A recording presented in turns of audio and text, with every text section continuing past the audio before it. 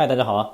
这两天围棋以一种极为戏剧性的情节终于出圈了，那就是在 LG 杯三番棋的决赛中，中国棋手柯洁在先赢一局的情况下，后面两局连续被韩国主办方因规则原因被中断，不是罚木就是判负，实在是匪夷所思。本来第一局就已经非常搞了，就是韩国棋院租了一个新场地进行这三番棋的决赛，没想到呢，竟然没有暖气，使得两名棋手一边比赛还要一边裹着个毯子。好在低温对双方来说都是一样的，也算公平。最终执黑的柯洁也有惊无险的拿下了第一盘。不过第二盘双方换边，柯洁执白，本来形势大优，结果戏剧性的一幕开始发生。上期视频已经详细介绍过了，这里简单说一下，就是柯洁在第一次提子时，按照中国下棋的习惯，没有及时将子放在棋盖里，棋局被迫终止，结果被判罚了2目。其实即便按照韩国的新规呢，棋子要放在棋盖里，但没有规定多长时间，这其实是存在争议的。无奈棋局只能继续。不过虽然被罚的2目很大啊，但柯洁凭借着棋力再次将局面转化为白棋的优势。可结果戏剧性的一幕再次上演了。柯洁在又一次提子后，又习惯性的将子放在了桌子上就去喝水了。不过对面的韩国棋手卞相一竟然像小学生一样立刻举手向裁判举报，结果裁判再次终止了比赛，最终竟然直接判罚柯洁第二盘负。于是围棋世界大赛历史上第一次出现了犯规判负的名场面。当然这种并不是靠围棋本身，而是盘外规则决定了胜负，自然难以服众啊。那中国棋迷也都异常愤怒，当天晚上就连线采访了跟随柯洁一同前往韩国比赛的于斌总教练，问了一下他们当时是怎么跟韩国人沟通的，后续怎么避免类似这种盘外招决定比赛胜负的情形再次发生。以下是于斌的回答。因为在中国的规则里就没有这类规定，甚至呢反过来希望你把提的子啊还给对方。就关于这一方面跟韩国比赛的时候发生就是争执啊，已经有很多次了。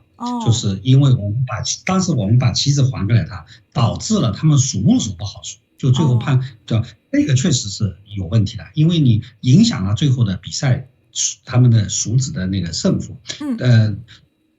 因为我们的习惯不好，确实要改。但是这个呢，一放在盖子和放在棋盘并没有影响那个，因为棋子还在嘛。那么就是这方面呢，确实就我们也觉得判罚过重。因为如果说我把棋子还给你，可能是影响了他最后的胜负的计算，但是放在棋盘边上也看得见。这个呢提出这判罚可能过大，也像韩国棋院的领导也确实也接受了这个批评，觉得但是呢那是下一次的事情。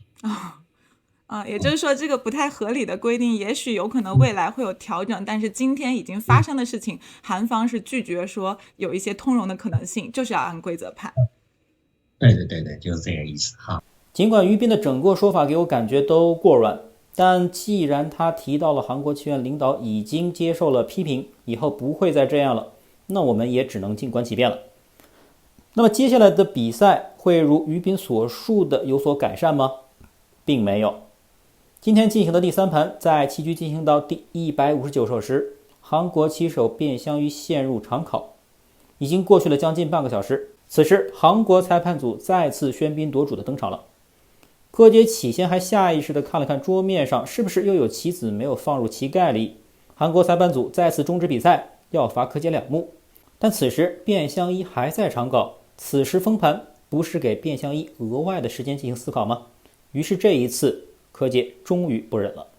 네, 지금 위빈 구단 이야기를 하고 있습니다. 네. 지금 국가대표팀 위빈 감독이 아까 사석을 사석통에 넣지 않은 상황에 대해서 不是你不能暂停，因为他在思考这个棋啊，你不能暂停这个的。这只能暂停。不是这怎么能这么赖呢？ 심판위원은 연장을 선수에게 얘기를 전달하고 있고요. 不是，这真不能这么干。不是他落子啊，这棋，你这样让他思考啊。你起码说我是落子的时候，你才能这么干啊。不是，你怎么能这么干呢？因为这是该他落子，선수가 我落子的时候， 흥분을 했네요. 네, 커제 선수가 흥분한 상태이고요. 这个题出也要提出时间。对啊，你这怎么能他落子的时候呢？又让他多思考时间吗？每次都这样子。等他落完子再什么？怎么能用他的时间呢？怎么能落他用他的时间？我再问你。 그냥 네 룰대로 이야기하면 他先下 됩니다. 完再下，现在再继续再暂停行不行？继续再暂停。啊，他下完这步棋啊，下完这步棋了暂停。 그러니까 상대방이 뭐 착점하기 전에 뭐 본인이 미리 돌린 거 아니냐 뭐 이런 이야기를 하는 것 같은데. 你怎么能这么不干呢？这不是让他多点时间了吗？这个结果怎么让人服气呢？就我们，就是我们提出来，希望先习于继续，等这步下完以后再来看吧。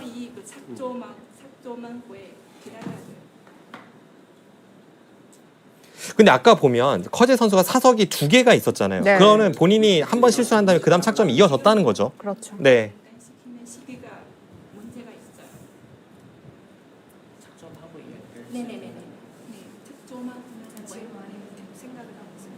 일단 원래 이게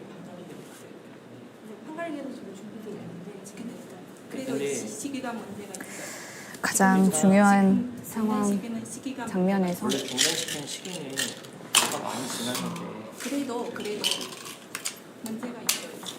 얘기하는 것이. 일단 허재 선수는 강력하게 굴복하는 상황이네요.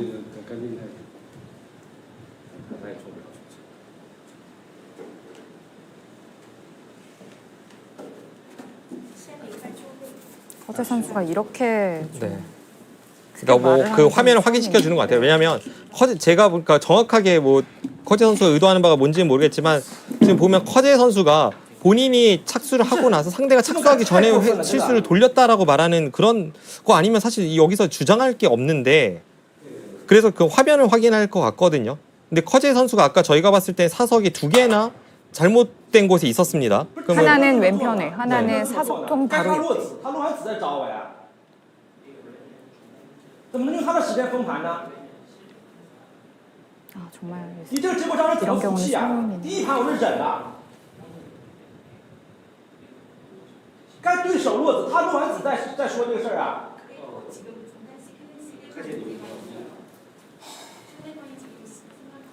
네, 그냥 뭐 변상희 선수가 지금은 변상희 선수 뭐 다른 거 할 필요 없이 그냥 자신의 마음을 가다듬고 심판 판정 기다리면 됩니다. 네, 판정을 기다리는 동안 바둑판은 덮개로 다시 한번 네. 가리게 되어 있고요. 네, 커제 선수가 굉장히 격앙돼 있는데 엄청 감정적이네요. 我受够了，这叫人怎么冷静啊？ 그러니까 사석통에 사석을 넣죠. 原来从韩国方面重播的画面可见，柯洁在提掉白子后，又习惯性的将其放在了桌上。过了一会儿，我们看到柯洁在提掉另一颗白子时，还是习惯性的放在了桌子上。不过过了一段时间后呢，才意识到应该放在棋盖里。韩国裁判就是因为这个原因，再次冲入场中，终止了比赛。韩国方面坚持要再罚柯洁2目，不过柯洁认为你在变相以场考时终止比赛，而又是非常关键的一手棋，昨天也是一样，恢复比赛就会不公平，提出重赛。但韩国方面不接受，最终柯洁只能退赛。而韩国棋手卞相一最终以0胜1负的战绩勇夺 LG 杯世界冠军。我觉得柯洁这次退赛退得非常硬气啊！其实早在第2盘被判负时就应该以退赛来抗议，甚至中国棋院都应该以从此拒绝参加 LG 杯来抗议，因为这种临时制定的规则明显是对着中国棋手，甚至是对着柯洁本人而来的。为什么这么说呢？这是 LG 杯16进8争夺战，柯洁对阵韩国选手李昌熙，柯洁也是直白，同样是在转播画面的正上方。这时候柯洁还是留着小黄毛啊。